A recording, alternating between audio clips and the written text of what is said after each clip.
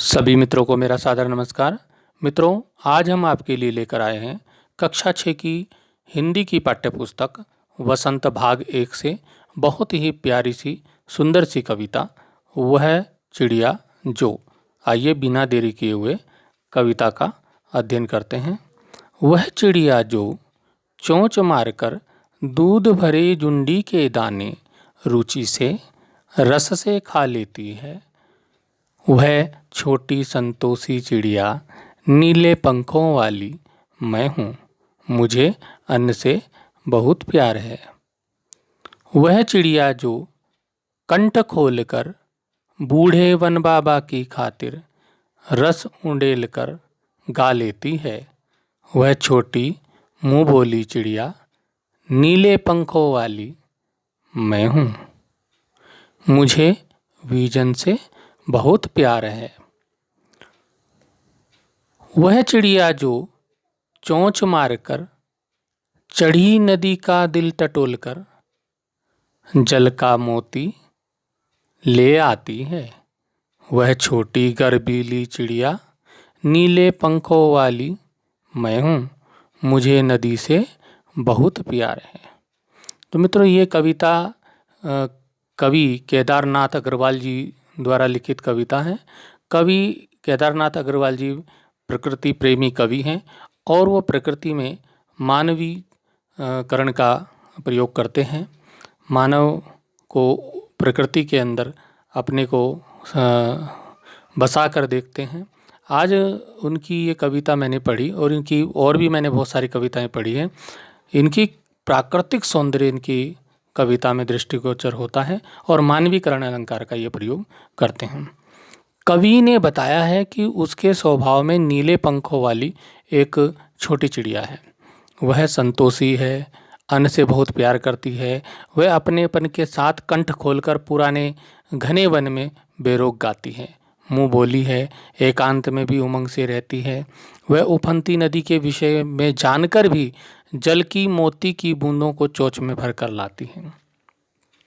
उसे स्वयं पर गर्व है। वह साहसी है, उसे नदी से लगाव है। कवि ने अपने भीतर का कल्पित चिड़िया के माध्यम से मनुष्य के महत्वपूर्ण गुणों को यहाँ पर उजागर किया है। आइए मित्रों, इसका सारांश हम देख लेते हैं।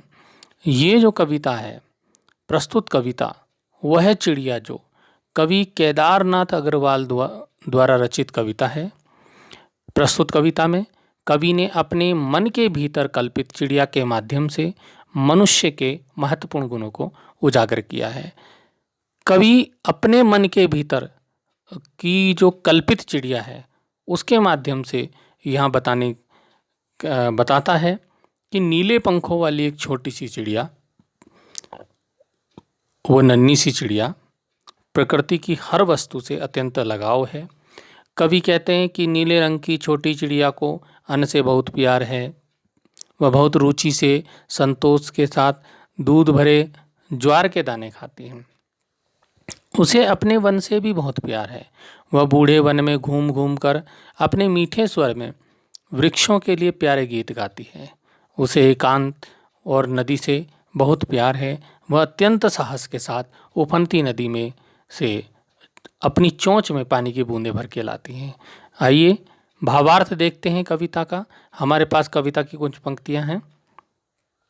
वह चिड़िया जो चोंच मारकर दूध भरे जुंडी के दाने रुचि से रस से खा लेती है।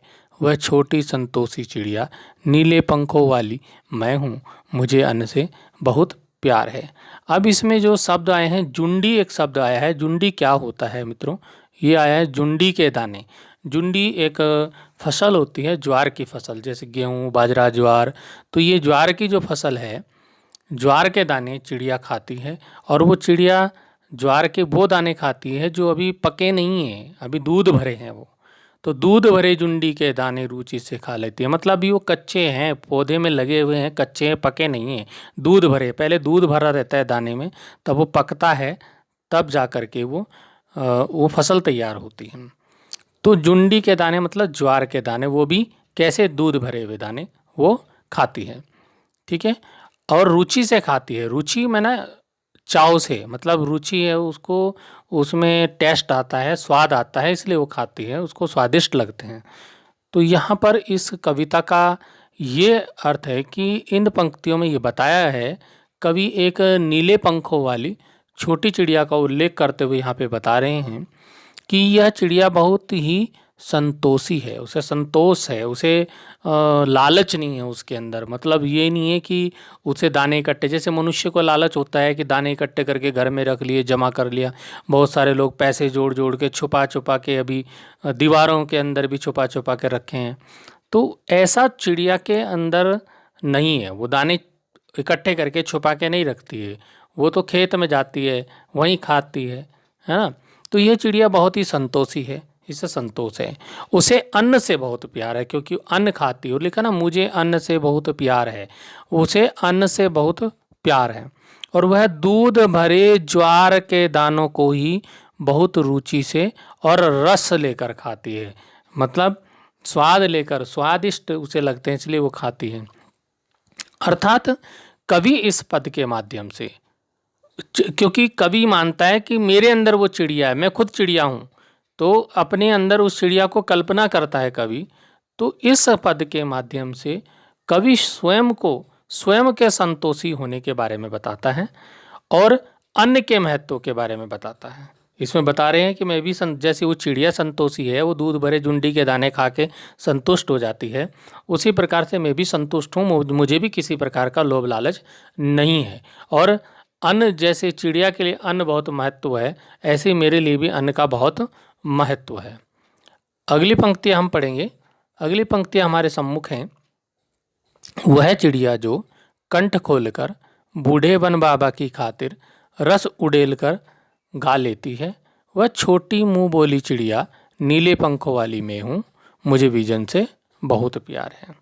तो मित्रों देखिए, इसमें जो कंठ शब्द है, कंठ होता है गला, यहाँ पर एक शब्द आया है कंठ, कंठ का मतलब होता है गला। और बूढ़े वन बाबा, देखिए वो जो वन है बहुत पुराना वन है, जो जंगल है जिसमें चिड़िया रहती है वो बहुत पुराना जंगल है, इसलिए उसे बूढ़ा वन बाबा कहा है। तो पुराना जो घना जंगल है उसी को बूढ़ा वन बाबा कहा है चिड़िया ने। ठीक है, अब आता है विजन। विजन एक शब्द है यहाँ पर, विजन, जन, जन मैंने लोग, लोग जहाँ पर ना हो, मतलब एकांत शांत वातावरण, तो उसे हम कहेंगे विजन, जहाँ पर लोग ना हो, तो भीड़ भाड़ ना हो। ठीक है, अब इन पंक्तियों में कवि क्या कहना चाहता है? कवि प्रस्तुत पंक्तियों में कहना चाहता, मैं अर्थ आपको इसलिए दिखा रहा हूँ कि आप इसको स्क्रीनशॉट ले सकते हैं, आप कॉपी में लिख सकते हैं, और इससे बाद में भी, मेरे बताने के बाद भी आप इसको पढ़ सकते हैं। तो प्रस्तुत पंक्तियों में कवि नन्ही चिड़िया के बारे में, छोटी सी चिड़िया है उसके बारे में बता रहे हैं कि इस नन्ही चिड़िया को उस वन से भी बहुत प्यार है जिसमें वह रहती है, उस स्थान से बहुत प्यार है जहाँ पर वो रहती है। और हमें भी होना चाहिए, हम जिस देश में रहते हैं, जिस मातृभूमि में, जन्मभूमि में हम रहते हैं, उससे हमें प्यार होना चाहिए, प्रेम होना चाहिए, चिड़िया को भी है। तथा बूढ़े, अपने बूढ़े वन बाबा, जो जिस जंगल में वो रहती है उसको बूढ़ा वन बाबा उसने बोला है। तो ऐसे ही हमारे घर के बुजुर्ग भी जो बूढ़े होते हैं, बुजुर्ग हैं, उनसे हमें प्रेम होना चाहिए, क्योंकि वो अपने बूढ़े वन बाबा से भी प्रेम करती है और उसके वृक्षों के लिए अपने मीठे मीठे कंठ से मधुर और सुरीला गीत गाती है उसे। तो हमें भी उस चिड़िया की तरह हमेशा ही मधुर वाणी में बोलना चाहिए। उसे एकांत में रहना पसंद है, अकेले में भी हमें थोड़ी देर रहना चाहिए, अकेले में रह के कुछ सोचना चाहिए। तो वह प्रकृति के साथ इस गीत का अकेले में आनंद लेना चाहती है। तो कभी हमें अपने परिवार के साथ भी अकेले में बैठना चाहिए, बातें करनी चाहिए। तो यहाँ पर कवि प्रकृति से प्रेम और एकांत से भी, एकांत में भी उमंग में रहने के बारे में बता रहे हैं। मतलब अगर हम अकेले भी हैं तो तब भी हमें उदास नहीं रहना चाहिए, उमंग में रहना चाहिए, उत्सव की तरह रहना चाहिए। तो इन पंक्तियों में नन्ही चिड़िया को उस वन से प्यार बताया गया है जिसमें वो रहती है, अपने बूढ़े वन बाबा और उसके वृक्षों के लिए वह अपने मीठे कंठ से मधुर सुरीला गीत गाना चाहती है। एकांत में रहना पसंद है। प्रकृति के साथ इस गीत को अकेले में गाना चाहती है, आनंद लेना चाहती है। और कवि क्योंकि कल्पित चिड़िया कौन है, कवि के भीतर है, तो कवि प्रकृति से प्यार और एकांत से भी उमंग में रहने के बारे में यहाँ पे बता रहे हैं। अगली पंक्तियाँ देखेंगे। वह चिड़िया जो चोंच मारकर चढ़ी नदी का दिल टटोल कर जल का मोती ले आती है, वह छोटी गर्बीली चिड़िया नीले पंखों वाली मैं हूँ, मुझे नदी से बहुत प्यार है। तो यहाँ पर आप देखिए, चढ़ी नदी किसे बोलेंगे? चढ़ी नदी, चढ़ी नदी होगी यदि है चढ़ी नदी मतलब जिसमें बहुत पानी आ रहा हो, बहुत ऊपर तक पानी चढ़ गया हो, वो है चढ़ी नदी। उफनती नदी, पानी उफान मार रहा है, उसमें जल से भरी हुई, उसको बोलेंगे हम चढ़ी नदी। दिल टटोल कर, एक शब्द आया इस कविता में, दिल टटोल कर। दिल टटोल कर मतलब बीच में से, उसके भीतर से, नदी के भीतर से, नदी पानी उसमें नदी में बहुत है और वहीं से वो पानी के अंदर से, भीतर से जो है पानी लेके आती है अपनी चोंच में। उसकी हिम्मत है। कोई जा सकता है बीच नदी में जाके पानी अपनी चोंच में भर के ले आए, वो चिड़िया कर सकती है और छोटी सी चिड़िया है। ठीक है। तो जल का मोती अपनी चोंच में भर के लाती है। जल का मोती बोलेंगे जल की बूंदें, जो बूंद है जल की, वो उसका मोती है। गर्बीली चिड़िया मतलब गर्व करने वाली, उसे चिड़िया को अपने ऊपर गर्व है कि मैं इतनी उफनती हुई नदी है उसमें से भी पानी की बूंद अपने चोंच में लेकर के आती हूँ। तो आइए इसका अर्थ देखते हैं। अंतिम पद है ये कविता का, और इसमें क्या बताया गया? अंतिम पद में कवि कहना चाहते हैं कि यह नीले पंखों वाली छोटी सी चिड़िया अत्यंत साहसी, हिम्मत वाली और गर्व से भरी हुई है, क्योंकि यह चिड़िया छोटी होने के बाद भी, इतनी छोटी सी चिड़िया है, उसके बावजूद उफनती हुई नदी के ऊपर से जल रूपी मोती लेकर आती है, अर्थात जल से अपनी प्यास बुझा लेती है और नदी से और उसके जल से भी बहुत प्यार करती है। उसे नदी के जल से भी प्यार है। तो यहाँ पर कवि मनुष्य के साहस के गुणों के बारे में बता रहे हैं कि मनुष्य में भी ठीक इसी प्रकार से साहस है, हिम्मत है, और हमेशा हिम्मत और साहस से जीना चाहिए। तो ये हमारी जो कविता है, बहुत ही प्यारी कविता है। वह चिड़िया, नीले पंखों वाली चिड़िया, यहाँ चित्र भी दिया है। तो बहुत प्यारी सी कविता है, तो आप इसको प्यार से पढ़िएगा। अगले वीडियो में हम इस कविता के प्रश्नोत्तर लेकर उपस्थित होंगे। प्रश्न उत्तर बहुत ही महत्वपूर्ण है, और उत्तराखंड में इस जो अगस्त 2022 की जो मंथली जो टेस्ट होते हैं, मासिक परीक्षा जो होती है, वो कक्षा 6 की हिंदी विषय की इसी कविता से आएगी। आप तैयार कीजिए और सफलता प्राप्त कीजिए। इन्हीं शुभकामनाओं के साथ फिर मिलेंगे अगले वीडियो में। धन्यवाद।